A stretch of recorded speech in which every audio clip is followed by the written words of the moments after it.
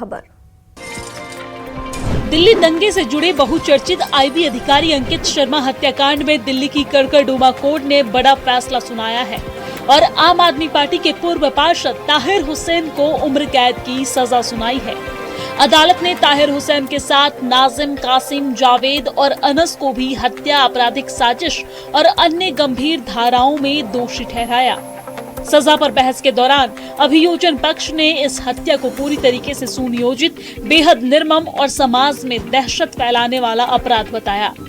विशेष लोक अभियोजक ने इसे रेयरेस्ट ऑफ द रेयर मामला बताते हुए सभी दोषियों के लिए फांसी की सजा की मांग की थी। हालांकि अदालत ने ताहिर हुसैन समेत सभी दोषियों को आजीवन कारावास की सजा सुनाई है। सपनों की राह आसान करने के लिए दिल्ली सरकार ने छात्राओं को साइकिल की सौगात दी। राजधानी दिल्ली में विद्या वाहिनी योजना के तहत सरकारी स्कूलों में पढ़ने वाली छात्राओं के लिए विशेष पहल शुरू की गई है। ईस्ट विनोद नगर स्थित स्पोर्ट्स कॉम्प्लेक्स में आयोजित कार्यक्रम में मुख्यमंत्री रेखा गुप्ता ने कक्षा 9 में पढ़ने वाली करीब 3000 छात्राओं को साइकिलें वितरित की। इस मौके पर शिक्षा मंत्री आशीष सूद और दिल्ली बीजेपी अध्यक्ष हर्ष मल्होत्रा भी मौजूद रहे। साइकिल मिलने के बाद छात्राओं के चेहरों पर खुशी साफ दिखाई दी। छात्राओं ने कहा कि इससे उन्हें स्कूल आने जाने में सुविधा होगी और समय की भी बचत होगी। दिल्ली सरकार का कहना है कि इस योजना का उद्देश्य छात्राओं को सुरक्षित और आसान परिवहन सुविधा उपलब्ध कराना है। सरकार ने 2026-27 के बजट में करीब 90 करोड़ रुपए का प्रावधान किया है, जिसके तहत कक्षा 9 की लगभग 1,30,000 छात्राओं को मुफ्त साइकिलें देने की योजना है। नई दिल्ली के चाणक्यपुरी में लीला पैलेस में गोवा की वास्तुकला और सतत विकास पर राष्ट्रीय सम्मेलन का शुभारंभ हुआ। कार्यक्रम का उद्घाटन पारंपरिक दीप प्रज्वल के साथ किया गया। इस अवसर पर गोवा के मुख्यमंत्री डॉक्टर प्रमोद सावंत और केंद्रीय संस्कृति मंत्री गजेंद्र सिंह शेखावत सहित लोग मौजूद रहे। गोवा के मुख्यमंत्री डॉक्टर सावंत ने प्रधानमंत्री नरेंद्र मोदी के मंत्र विकास भी विरासत भी को दोहराते हुए कहा कि गोवा सरकार ऐतिहासिक धरोहरों के संरक्षण के साथ आधुनिक और टिकाऊ बुनियादी ढांचे के विकास पर समान रूप से काम कर रही है। चपोरा, कोरजुएम, साकली और कोलवाले जैसे ऐतिहासिक किलों का संरक्षण और पुनरुद्धार किया जा रहा है। विरासत को संजोते हुए गोवा तेजी से विकसित गोवा की दिशा में आगे बढ़ रहा है। सम्मेलन में सांस्कृतिक धरोहरों के संरक्षण और सतत विकास को लेकर चर्चा हुई। संत श्री गुरु रविदास जी की 650वीं जयंती को उपलक्ष्य में उनके जन्मस्थल वाराणसी से निकली पावन माटी कलश यात्रा दिल्ली पहुंच गई है। नोएडा दिल्ली चिल्ला बॉर्डर पर दिल्ली सरकार के कैबिनेट मंत्री रविंद्र सिंह और सैकड़ों भाजपा कार्यकर्ताओं ने पुष्प वर्षा कर यात्रा का भव्य स्वागत किया। कलश में संत रविदास जी के चरणों की पावन मिट्टी लाई गई है, जिसे देश के विभिन्न राज्यों के साथ 256 मंदिरों तक पहुंचाया जाएगा। यात्रा के साथ चल रहे पूर्व विधायक मनोज कुमार ने बताया कि यात्रा 29 जुलाई को वाराणसी से शुरू हुई थी और इसे उत्तर प्रदेश के मुख्यमंत्री योगी आदित्यनाथ ने रवाना किया था।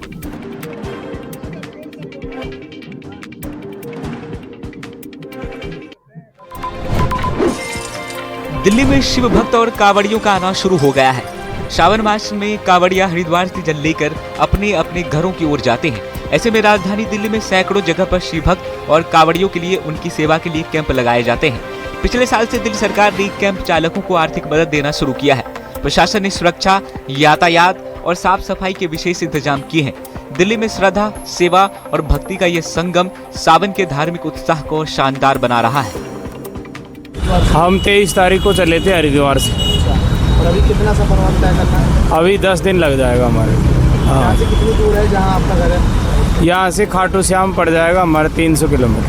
हाँ, तो एक दिन में एवरेज कितना किलोमीटर आप चलते हो? हम एवरेज फिलहाल तो ये 30-35 का चल रहा है। दिल्ली के अलीपुर थाना क्षेत्र के ताजपुर गांव में बेखौफ चोरों ने डेयरी में धावा बोलकर 4 भैंसें चोरी कर ली। ये पूरी वारदात सीसीटीवी कैमरे में कैद हो गई। देर रात बिना नंबर प्लेट के एक संदिग्ध गाड़ी ताजपुर गांव में पहुंची।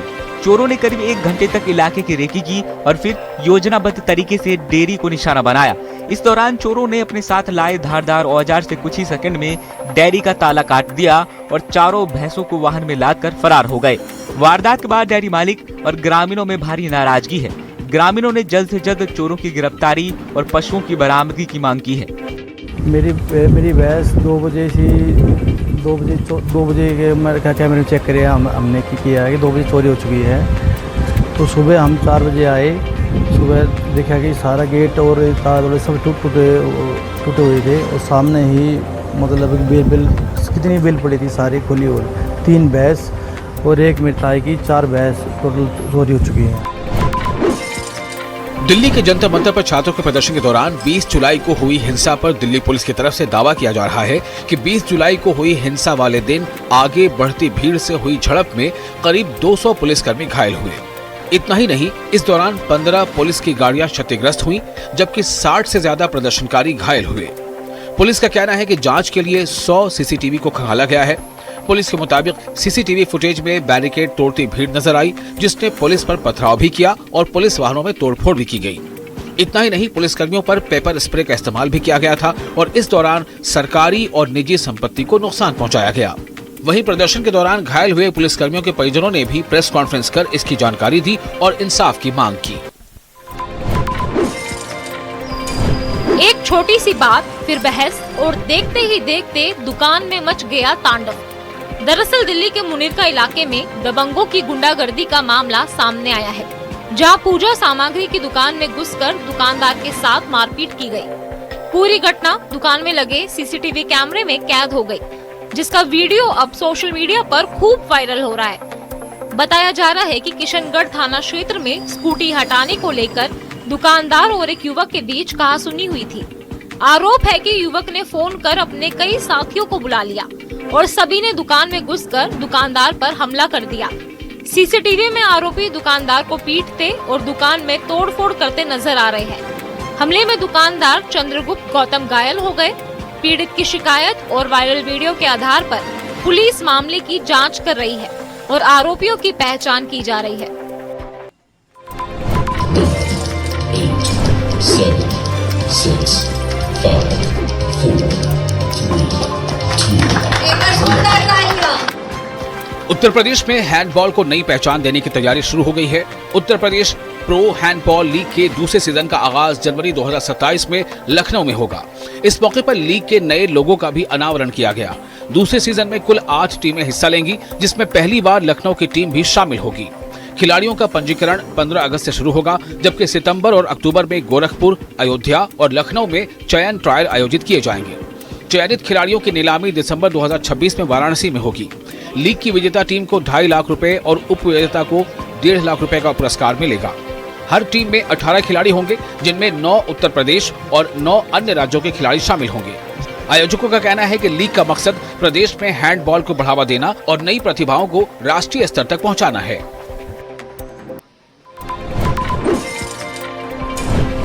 कांवड़ यात्रा में आस्था के साथ साथ श्रद्धालुओं की अनोखी भक्ति भी देखने को मिल रही है।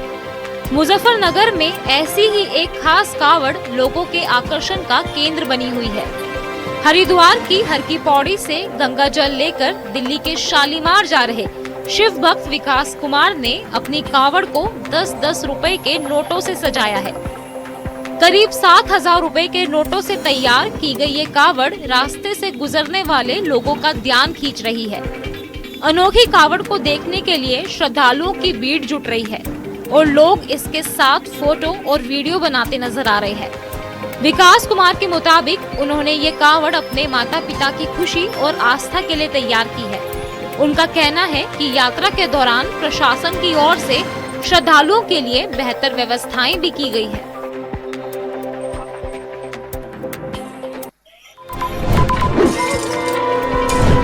विश्व प्रसिद्ध राजकीय श्रावणी मेला 2026 के पहले दिन देर शाम बाबा नगरी देवघर में अटूट आस्था का एक अद्भुत संगम देखने को मिला। जिला प्रशासन की ओर से शिवलोक परिसर में एक बेहद भव्य और आकर्षक ड्रोन शो का आयोजन किया गया, जिसने पूरे शहर का दिल जीत लिया। इस खास मौके पर देवघर के उपायुक्त सहित जिला प्रशासन के कई वरीय अधिकारी मौजूद रहे। जैसे ही सैकड़ों ड्रोन एक साथ नीले आसमान में उड़े, पूरा इलाका हर हर महादेव और बाबा बैद्यनाथ के जयकारों से गूंज उठा। करीब 20 से 25 मिनट तक चले इस अलौकिक शो में बाबा बैद्यनाथ मंदिर की भव्य आकृति, श्रावणी मेले की भव्यता, द्वादश ज्योतिर्लिंग और देवघर धाम से जुड़े पौराणिक और ऐतिहासिक कथाओं को आसमान में खूबसूरत आकृतियों के जरिए जीवंत किया गया। मंदिर परिसर से करीब 5 किलोमीटर के दायरे तक यह नजारा साफ दिखाई दे रहा था। इसे देखने के लिए श्रद्धालुओं और स्थानीय निवासियों का हुजूम उमड़ पड़ा। उपायुक्त ने बताया कि इस बार राजकीय श्रावणी मेला 2026 को भव्य बनाने के लिए जिला प्रशासन लगातार नए और अनोखे प्रयोग कर रहा है। प्रशासन का मकसद है कि श्रद्धालुओं को सुरक्षा के साथ साथ अलौकिक और आध्यात्मिक अनुभव देना है।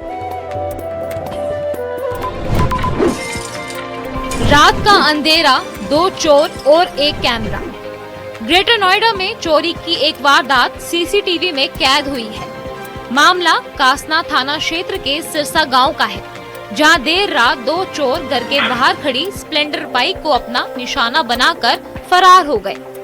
सीसीटीवी फुटेज में दिखाई दे रहा है कि 2 युवक बाइक के पास पहुंचते हैं, आसपास नजर दौड़ाते हैं और फिर बाइक का लॉक तोड़कर उसे लेकर निकल जाते हैं। सुबह जब बाइक मालिक की नजर वहां पड़ी तो वाहन गायब मिला। इसके बाद पीड़ित ने मामले की जानकारी पुलिस को दी और शिकायत दर्ज कराई। पुलिस अब सीसीटीवी फुटेज के आधार पर चोरों की पहचान में जुटी है।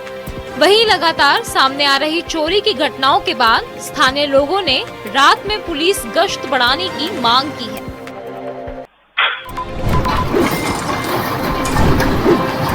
अवैध कब्जे, मनमानी प्लॉटिंग और नियमों को ताक पर रखकर बने फार्म हाउस। नोएडा में ऐसे निर्माणों पर अब प्राधिकरण का बुलडोजर चल रहा है। ताजा कार्रवाई ग्राम कोंडली भांगर और जट्टा इलाके में देखने को मिली, जहां नोएडा प्राधिकरण की टीम ने अवैध निर्माण के खिलाफ बड़ा अभियान चलाया। कोंडली भांगर के डूब क्षेत्र में बनाए जा रहे अवैध फार्म हाउस को ध्वस्त कर करीब 10,000 वर्ग मीटर जमीन को अतिक्रमण मुक्त कराया गया। वहीं ग्राम जट्टा में करीब 22,670 वर्ग मीटर क्षेत्र में की जा रही अवैध प्लॉटिंग और निर्माण को भी हटाया गया। प्राधिकरण का कहना है कि अधिसूचित क्षेत्र में अवैध कब्जे और अनअधिकृत निर्माण किसी भी कीमत पर बर्दाश्त नहीं किए जाएंगे। अधिकारियों के मुताबिक अवैध निर्माण के खिलाफ ये कार्रवाई आगे भी जारी रहेगी। मथुरा के कोसीकला कोटवन हाईवे पर तेज रफ्तार का कहर देखने को मिला। हाईवे किनारे सवारियां बैठ रही उत्तर प्रदेश रोडवेज की बस में पीछे से आ रही हरियाणा की एक प्राइवेट बस ने जोरदार टक्कर मार दी। टक्कर इतनी भीषण थी कि दोनों बसों में अफरा तफरी मच गई और यात्रियों में चीख पुकार सुनाई देने लगी। हादसे में 2 दर्जन से ज्यादा यात्री जख्मी हुए, जिनमें कई की हालत गंभीर बताई जा रही है। सूचना मिलते ही पुलिस और राहत दल मौके पर पहुंचे और स्थानीय लोगों की मदद से घायलों को बसों से बाहर निकालकर एम्बुलेंस के जरिए अस्पताल भिजवाया गया। हादसे के बाद कुछ समय के लिए हाईवे पर यातायात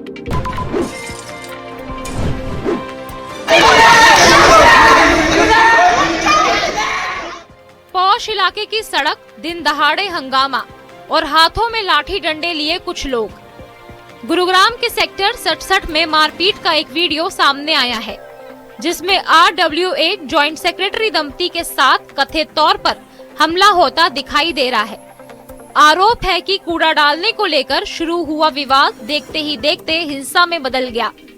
पीड़ित पक्ष का आरोप है कि कुछ लोगों ने बीच सड़क उन्हें दौड़ा कर पीटा। वही महिला के साथ मारपीट भी की गई। इस घटना का वीडियो सोशल मीडिया पर वायरल हो रहा है। सूचना मिलने के बाद डायल 112 की टीम मौके पर पहुंची। पीड़ित परिवार ने पुलिस को शिकायत दी है और मामले में कार्रवाई की मांग की है। वहीं आरोप भाजपा नेता मनीष हर्षाना और उनके परिवार पर लगाए गए हैं। पुलिस शिकायत और वीडियो के आधार पर पूरे मामले की जांच कर रही है।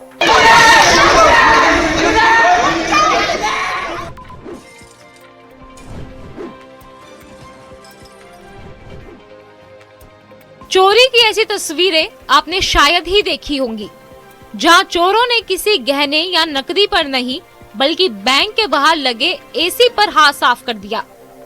नोएडा के थाना फेज 2 क्षेत्र में चोरों की अनोखी करतूत सामने आई है। मामला सेक्टर 82 बंगेल स्थित मुथूट बैंक ब्रांच का है, जहां देर रात चोरों ने बैंक के बाहर लगी एसी की आउटडोर यूनिट चोरी कर ली। सीसीटीवी कैमरे में पूरी घटना कैद हो गई है, जिसमें कुछ लोग एसी यूनिट को निकालकर ले जाते हुए नजर आ रहे हैं। बताया जा रहा है कि चोरी के दौरान आउटडोर यूनिट चोरों के ऊपर भी गिर गई थी, लेकिन इसके बावजूद वे उसे लेकर फरार हो गए। बैंक जैसी जगह के बाहर हुई इस चोरी की घटना ने सुरक्षा व्यवस्था पर सवाल खड़े कर दिए हैं।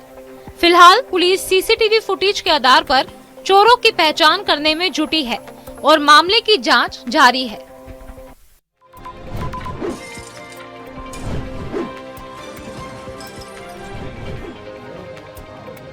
कर्नाटक के तुमकुरू से चोरी का एक ऐसा मामला सामने आया जिसने सबको हैरान कर दिया। एक ज्वेलरी शॉप से करीब 10 लाख रुपए के हीरे जड़े सोने के गहने अचानक गायब हो गए। दुकान में ना तो सेंधमारी के निशान मिले और ना ही किसी के घुसने का सबूत। लेकिन जब स्टाफ ने सीसीटीवी फुटेज देखी तो सामने आया ऐसा मास्टरमाइंड जिसे देखकर हर कोई हैरान रह गया। इस चोरी का गुनहगार कोई इंसान नहीं बल्कि एक चूहा निकला। सीसीटीवी में चूहा एक एक कर हीरे जड़ी अंगूठियां और सोने के हार अपने बिल की ओर ले जाता दिखाई दिया। इसके बाद स्टाफ ने चूहे के बिल का पीछा किया, जमीन खोदी और कैमरे की मदद से चूहे के बिल का पता लगाया। आखिरकार चूहे के बिल से 10 हीरे जड़ी सोने की अंगूठियां और 3 हार सुरक्षित बरामद कर लिए गए। राहत की बात ये रही कि करीब 10 लाख रुपए के सभी गहने सुरक्षित पाए गए।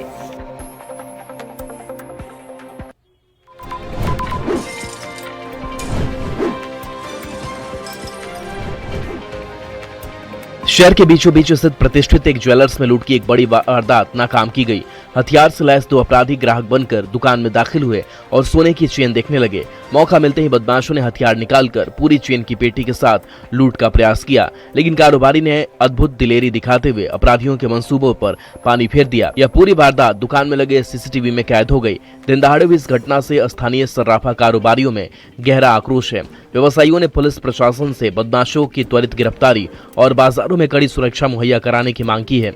जानकारी के अनुसार घटना को अंजाम देने वाले दोनों अपराधी लोहरदगा जिले के ही रहने वाले हैं, जिन पर पहले से ही आर्म्स एक्ट और रंगदारी जैसे संगीन मामलों में आपराधिक मुकदमे दर्ज हैं और वे जेल भी जा चुके हैं। घटना की सूचना मिलते ही सदर थाना की पुलिस मौके पर पहुंची। पुलिस ने मौके पर छोड़े गए एक देसी कट्टा और जिंदा कारतूस जब्त कर लिया है। हालांकि पुलिस फरार बदमाशों को पकड़ने के लिए लगातार छापेमारी कर रही है।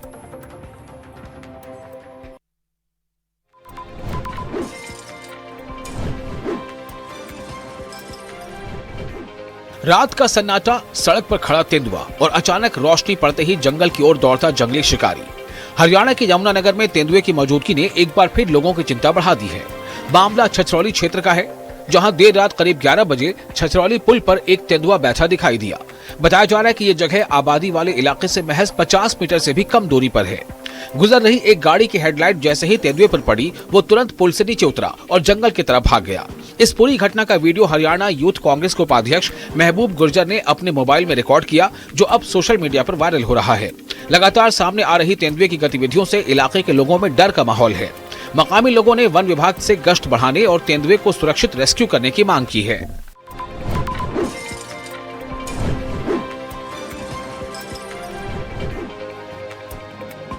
लगातार बारिश के बाद जम्मू श्रीनगर राष्ट्रीय राजमार्ग पर सुरक्षा को देखते हुए बड़ा फैसला लिया गया है। नेशनल हाईवे 44 पर सभी प्रकार के वाहनों की आवाजाही पूरी तरह निलंबित कर दी गई है।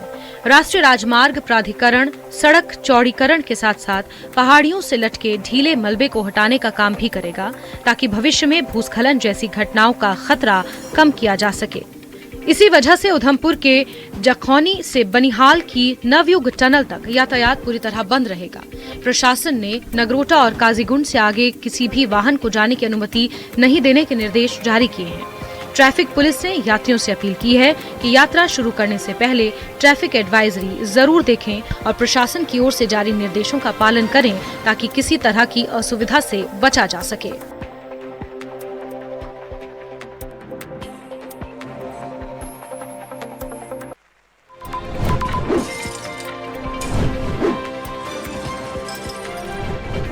सड़क हादसों पर लगाम लगाने के लिए पुंछ पुलिस अब एक्शन मोड में नजर आ रही है। जिले में यातायात नियमों की अनदेखी करने वालों के खिलाफ पुलिस ने विशेष अभियान चलाया।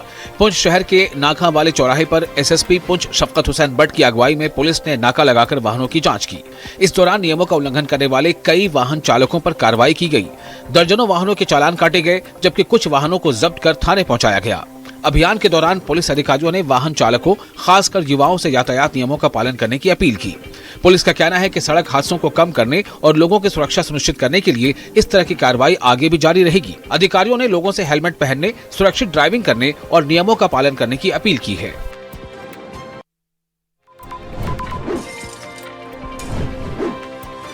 आसमान से बरस रही बारिश पहाड़ों पर लगातार आफत बनकर टूट रही है। कहीं भूस्खलन का खतरा बढ़ गया है तो कहीं उफनते नाले लोगों के लिए मुसीबत बन गए हैं। ताजा तस्वीरें जम्मू कश्मीर के उधमपुर जिले से हैं, जहां भारी बारिश के बाद डोखाड़ू इलाके में अचानक फ्लैश फ्लड आया। तेज बहाव के चलते स्थानीय नालों का जलस्तर तेजी से बढ़ गया, जिससे कई संपर्क मार्ग प्रभावित हो गए और लोगों की आवाजाही थम गई। अचानक आई बाढ़ से इलाके में अफरा तफरी का माहौल पैदा हो गया। प्रशासन हालात पर लगातार नजर बनाए हुए है और लोगों को सुरक्षित स्थानों पर रहने की सलाह दी गई है। साथ ही नदी नालों और तेज बहाव वाले इलाकों से दूर रहने की अपील की गई है। मौसम विभाग की चेतावनी को देखते हुए प्रशासन पूरी तरह सतर्क है और किसी भी आपात स्थिति से निपटने की तैयारी की जा रही है।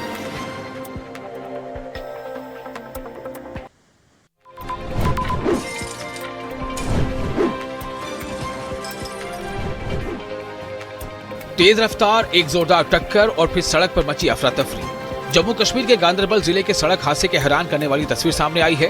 गुंड इलाके में पीछे से आ रही एक तेज रफ्तार कार ने ऑटो को जोरदार टक्कर मार दी। टक्कर इतनी जबरदस्त थी कि ऑटो कुछ दूर तक कार के साथ घिसटता चला गया। हादसे की पूरी घटना वहां लगे कैमरे में कैद हो गई। बताया जा रहा है कि इस दुर्घटना में स्कूल जा रही 2 छात्राएं और एक अन्य व्यक्ति घायल हो गए। हादसे के बाद मौके पर लोगों की भीड़ जुट गई और घायलों को इलाज के लिए अस्पताल पहुंचाया गया। पुलिस ने मामले की जांच शुरू कर दी है। शुरुआती तौर पर हादसे की वजह तेज रफ्तार बताई जा रही है। इस घटना ने एक बार फिर सड़क सुरक्षा और तेज रफ्तार वाहनों पर सवाल खड़े कर दिए हैं।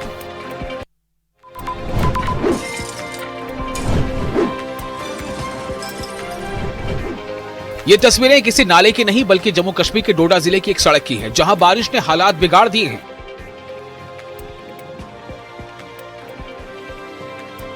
भलेसा इलाके में भारी बारिश के बाद बाढ़ जैसे हालात बन गए हैं। सड़कों पर पानी के साथ कीचड़ और मलबा जमा हो गया है, जिससे लोगों की आवाजाही मुश्किल हो गई है। वाहन चालकों को गाड़ियों को निकालने में काफी परेशानियों का सामना करना पड़ रहा है। इलाके में बने हालात को देखकर स्थानीय लोगों में भी चिंता का माहौल है।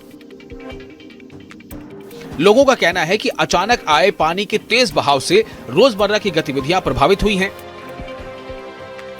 पहाड़ी इलाकों में लगातार हो रही बारिश के बीच प्रशासन हालात पर नजर बनाए हुए है और लोगों से सतर्क रहने की अपील की जा रही है।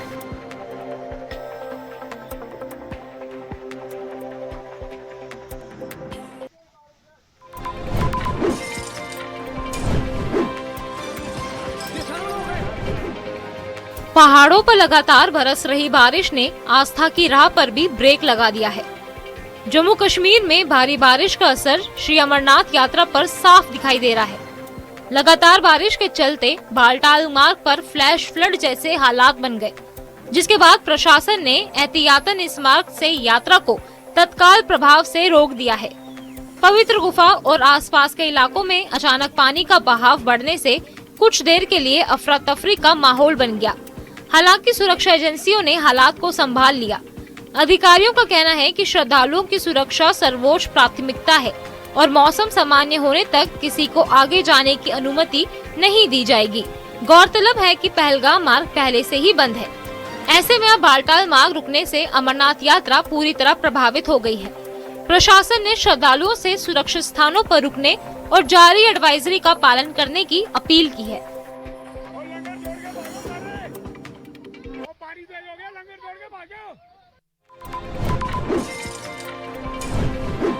मॉनसून की बारिश ने एक बार फिर हरिद्वार में अपनी ताकत दिखा दी। महज 2 घंटे की मूसलाधार बारिश ने शहर की रफ्तार थाम दी और कई इलाकों में जलभराव की स्थिति पैदा हो गई। बारिश के बाद बरसाती नालों और सूखी नदियों में अचानक तेज बहाव शुरू हो गया। इसी दौरान खड़खड़ी इलाके में सूखी नदी के रपटे पर खड़ी 2 कारें पानी के तेज बहाव की चपेट में आकर बह गईं। घटना की सूचना मिलते ही पुलिस और प्रशासन की टीम मौके पर पहुंची। कावड़ मेला ड्यूटी में तैनात हाइड्रा और क्रेन की मदद से दोनों वाहनों को सुरक्षित बाहर निकाल लिया गया।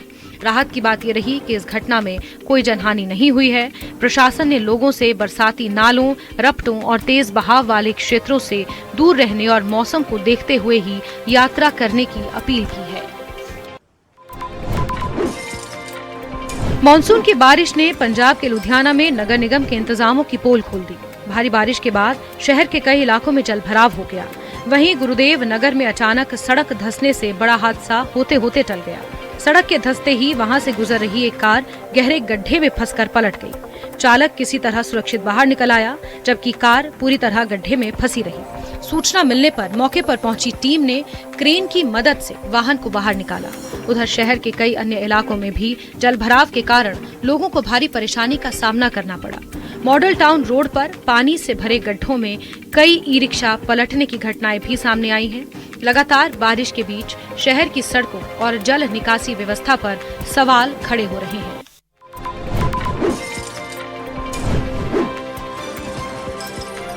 पूर्वोत्तर भारत में मॉनसून अब भी आफत बनकर बरस रहा है। सबसे ज्यादा असर असम में देखने को मिल रहा है, जहां बाढ़ ने जनजीवन को पूरी तरह अस्त व्यस्त कर दिया है। लगातार बढ़ते जलस्तर के बीच हालात हर दिन और गंभीर होते जा रहे हैं। राज्य में बाढ़ से जान गंवाने वालों की संख्या बढ़कर 81 हो गई है। असम राज्य आपदा प्रबंधन प्राधिकरण के अनुसार 551 गांव बाढ़ की चपेट में हैं।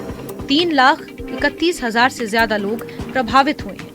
बाढ़ का असर खेती पर भी पड़ रहा है और 21,523 हेक्टेयर से ज्यादा फसल पानी में डूब गई है। प्रशासन और राहत एजेंसियां प्रभावित इलाकों में लगातार राहत और बचाव कार्य चला रही हैं, लेकिन कई क्षेत्रों में जलभराव और लगातार बारिश के कारण लोगों की मुश्किलें अब भी कम होने का नाम नहीं ले रही हैं।